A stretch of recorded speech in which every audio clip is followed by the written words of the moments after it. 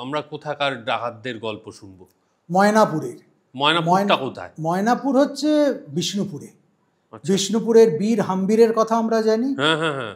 যে হাম্বীর বৈষ্ণব পদাবলী, বিশেষ করে চৈতন্য চরিতামৃতের সঙ্গে ওতপ্রোতভাবে জড়িয়ে রয়েছে, সেই বীর হাম্বীর ময়নাপুরের। আর সেই ময়নাপুরের ডাকাতকালী অতি জাগ্রতা।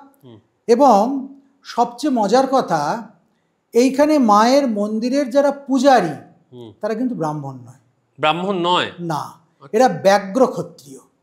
এবং এদের দ্বারাই মায়ের প্রতিষ্ঠা, এবং এখনো পর্যন্ত এদের বংশধররাই মায়ের পুজো করে আসছে।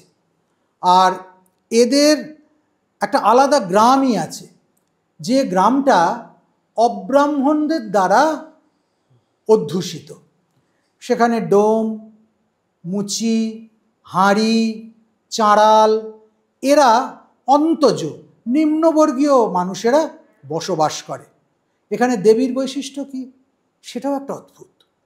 এখানে যে ডাকাতকালী, তিনি কিন্তু না ঘটে, না পটে, না বৃক্ষে, না কোনো চিহ্নে। এখানে নিচে একটি নরকপাল, তার উপর গাঁথা আছে ত্রিশূল। এইটি দেবীর প্রতীক। ওই নরকপালটা হচ্ছে মহাকালের প্রতীক, আর ত্রিশূল হচ্ছে স্বয়ং দেবীর প্রতীক। এই প্রতীকের ওপর এখানে মায়ের উপাসনা হয়।